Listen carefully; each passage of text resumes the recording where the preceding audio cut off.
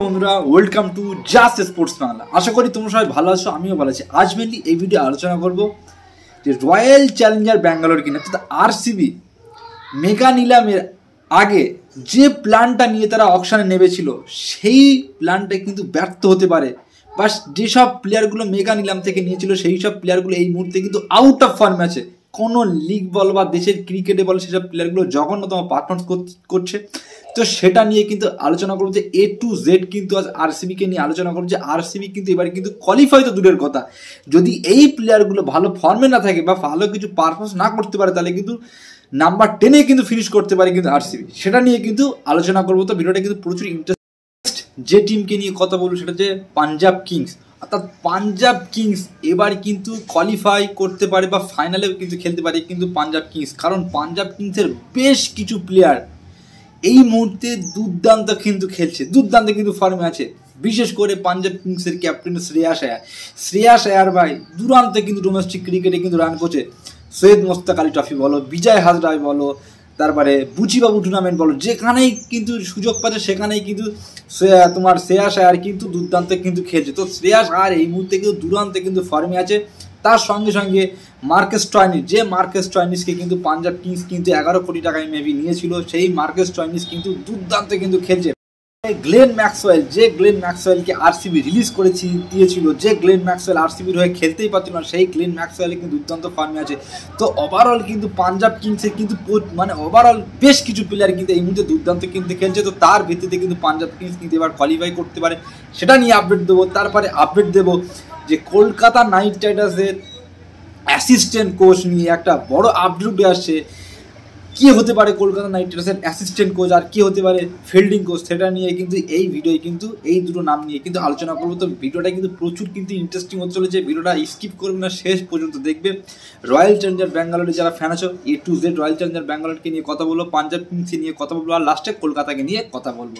তো ভিডিওটা কেউ স্কিপ করবে না, শেষ পর্যন্ত দেখবে। তো তার আগে তোমাদের কাছে আমার একটাই রিকোয়েস্ট, যদি জাস্ট স্পোর্টস বাংলা চ্যানেল নতুন সব প্লিজ চ্যানেল সাবস্ক্রাইব করবে, আর ভিডিওটা ভালো লাগলে অবশ্যই ভিডিওটা লাইক করবে। তোমরা অনেকে ভিডিও দেখছো বাট ভিডিওটা লাইক করছো না, তো ভিডিওটা লাইক করে ভিডিওটা বেশি বেশি করে শেয়ার করবে, কারণ আর কিন্তু বেশি দিন কিন্তু আইপিএল নেই। তো এবার আমরা এক এক করে টপিকস নিয়ে আলোচনা করব। তো ফার্স্টে আমরা আলোচনা করব যে রয়্যাল চ্যালেঞ্জার ব্যাঙ্গালোর নিয়ে কি বড় আপডেট আছে। দেখো, আমরা সবাই জানি যে আইপিএল 2025-এ কিন্তু ব্যাঙ্গালোর কিন্তু প্রায় 1 মাস আগে থেকে কিন্তু তার অকশন প্ল্যান কিন্তু স্টার্ট করে দিয়েছিল, যেখানে তাদের হেড কোচ অ্যান্ডি ফ্লেভার ছিল, ক্রিকেট অফ ডাইরেক্টর ছিল, তারপরে দীনেশ কার্তিক ছিল, আর অনেকে কিন্তু মিলে কিন্তু তাদের প্ল্যানটা কিন্তু স্টার্ট করেছিল। তো সেখানেই কিন্তু আমরা অকশনে দেখেছিলাম যে মানে ব্যাঙ্গালোর কিন্তু বরাবরই কিন্তু কলকাতা নাইট রাইডার্সের বেশ কিছু প্লেয়ারের ওপরেই কিন্তু টার্গেট ছিল, যেখানে ভেঙ্কটেশ আয়ারের কিন্তু প্রাইসটা অনেক হাই করে দিয়েছিল কিন্তু একমাত্র রয়্যাল চ্যালেঞ্জার ব্যাঙ্গালোর। তারপরে ফিল সল্টকে তারা নিয়েছে, সুয়েশ শর্মাকে নিয়েছে, তো এরকম কিন্তু অনেক প্লেয়ারকে কিন্তু নিয়েছে।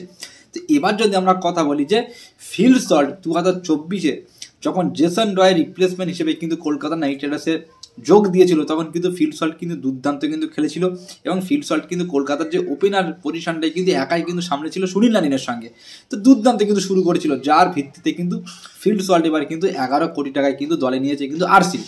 তো আমরা কিন্তু এটা এক্সপেক্ট করেছিলাম যে আরসিবির যে হোম গ্রাউন্ডটা ছোট, ব্যাটিং পিচ, সেখানে কিন্তু ফিল সল্ট কিন্তু আগুন ঝরাতে পারে। কিন্তু প্রশ্ন এটাই যে ফিল সল্ট প্রথমে তো আইএল টি20-তে আবুধাবি নাইট রাইডার্সের হয়ে বেশ কিছু ম্যাচ খেলেছিল, যেখানে প্রথম ম্যাচটা কিন্তু দুর্দান্ত কিন্তু খেলেছিল, তারপর 2-3টে ম্যাচ কিন্তু পুরো ফ্লপ খেলেছে, যেখানে 0, 3 রান 2 রান করেই কিন্তু আউট হয়েছে।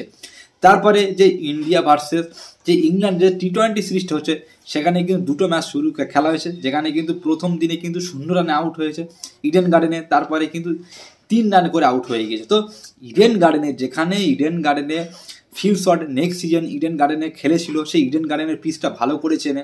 তো সেই ইডেন গার্ডেনেই কিন্তু ফিল সল্ট কিন্তু ব্যর্থ হয়েছে, যেখানে কিন্তু ইন্ডিয়ার ব্যাটসম্যানরা কিন্তু দুর্দান্ত কিন্তু খেলছে, যেখানে তিলক বর্মা থেকে শুরু করে তারপরে অভিষেক শর্মা থেকে শুরু করে সবাই কিন্তু ভালো খেলছে, সেখানে কিন্তু ইংল্যান্ডের ব্যাটসম্যানরা কিন্তু খেলতে পারছে না, বিশেষ করে কিন্তু ফিল সল্ট, যেখানে জস বাটলার কিন্তু 2টো ইনিংসেই কিন্তু ভালো খেলেছে।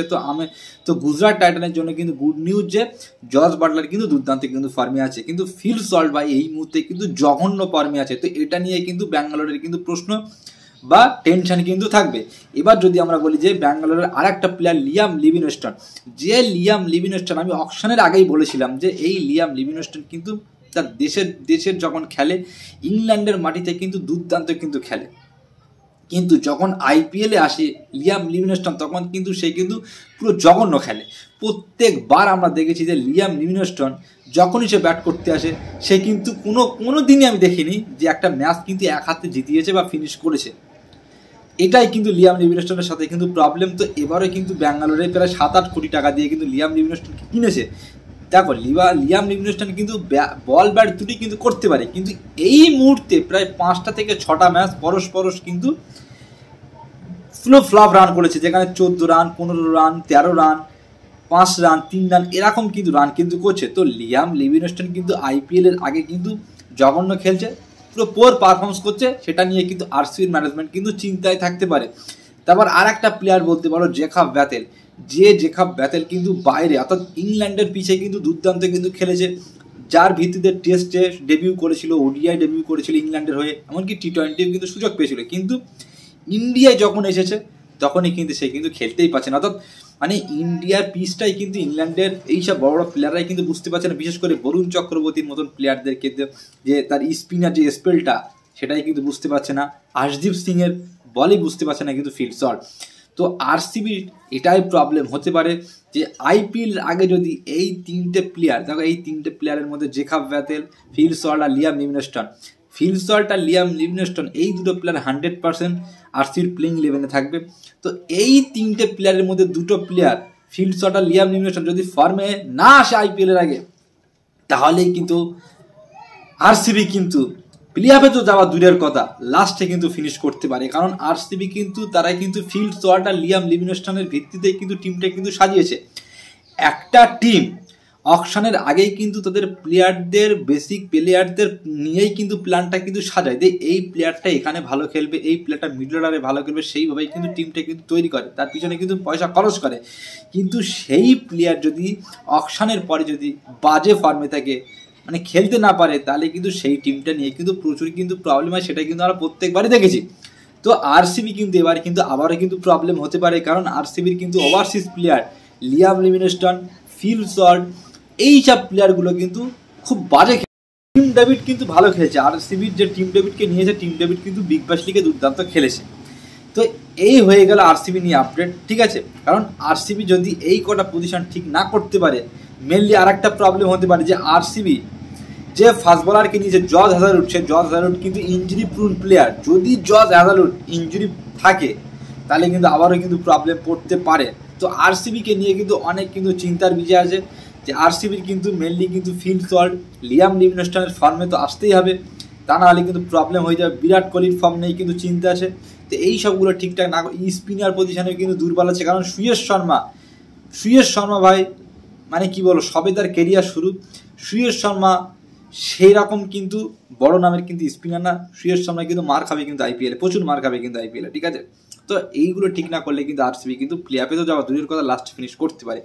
এবার যদি আমরা কথা বলি যে পাঞ্জাব কিংসকে নিয়ে, তো পাঞ্জাব কিংসকে নিয়ে এটাই গুড নিউজ যে পাঞ্জাব কিংসের বেশ কিছু প্লেয়ার কিন্তু এই মুহূর্তে কিন্তু দুর্দান্ত কিন্তু ফর্মে আছে। তার মধ্যে শ্রেয়াস আয়ার, ভাই শ্রেয়াস আয়ার যখন থেকে আইপিএলে মোটামুটি ভালো খেলেছিল, তারপর থেকে যখন তার ইন্ডিয়ান টিম থেকে তার নামটা ভাই বাইরে চলে গিয়েছিল, তারপর থেকে কিন্তু শ্রেয়াস আয়ার সে দেখিয়ে দিয়েছে যে শ্রেয়াস আয়ার কিন্তু মিডল অর্ডারে কিন্তু সেরা প্লেয়ার।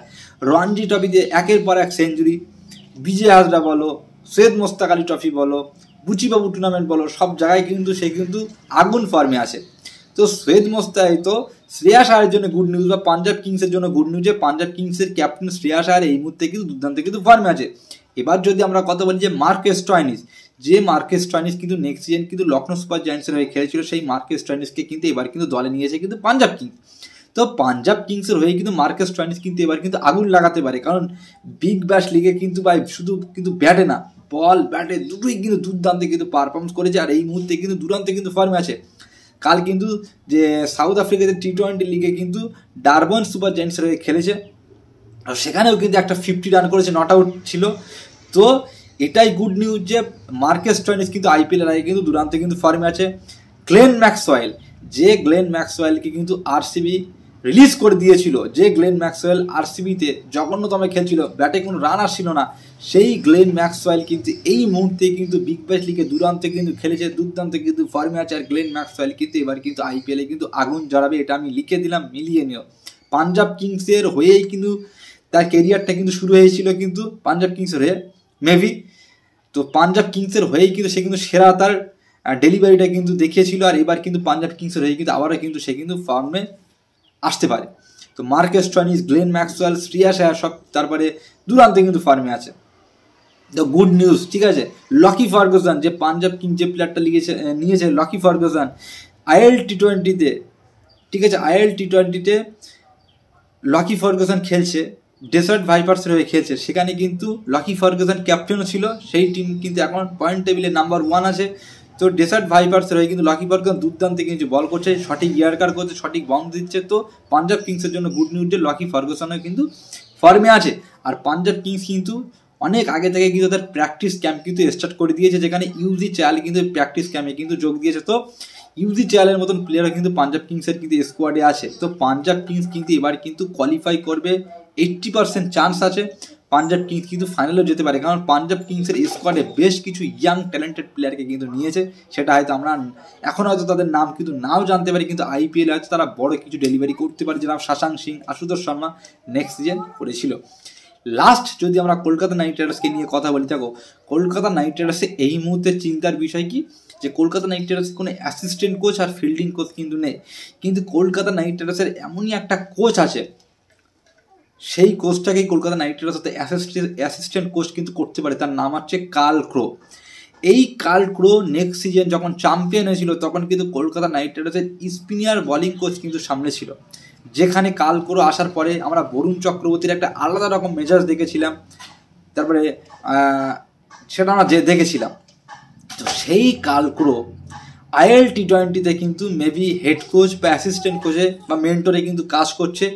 আর এই কার্ল ক্রো সিপিএলেও কিন্তু কোচ করেছে। তো এই কার্ল ক্রো যেখানেই ভাই কোচ করছে সেখানেই কিন্তু সেই টিমকে কিন্তু চ্যাম্পিয়ন করছে। নেক্সট সিজন আইপিএলে কলকাতার হয়ে কাজ করেছিল, চ্যাম্পিয়ন হয়েছে, সিপিএলে মেবি চ্যাম্পিয়ন করেছে, আইএল টি20তে নাম্বার 1 আছে কার্ল ক্রোর টিম ডেসার্ট ভাইপার্স। তো কার্ল ক্রো যে রিপোর্টটা আছে যে কলকাতার কিন্তু অ্যাসিস্ট্যান্ট কোচটা কিন্তু কার্ল ক্রোকে কিন্তু করতে পারে, অর্থাৎ কার্ল ক্রো স্পিনার বোলিং কোচও সামলাবে আর কলকাতার অ্যাসিস্ট্যান্ট কোচ পজিশনটা কিন্তু সামলাতে পারে। বড় একটা আপডেট আমি এই মুহূর্তে কিন্তু সবার আগেই শেয়ার করলাম যে কলকাতা নাইট রাইডার্সের নিউ অ্যাসিস্ট্যান্ট কোচ কিন্তু এবার কার্ল ক্রোকেই কিন্তু করতে পারে, ঠিক আছে, কারণ কার্ল ক্রো কিন্তু প্রথম থেকে কিন্তু কলকাতা নাইট রাইডার্সের বোলিং কোচ আছে, কিন্তু এবার তাকে অ্যাসিস্ট্যান্ট কোচের রোলটা কিন্তু দিতে পারে।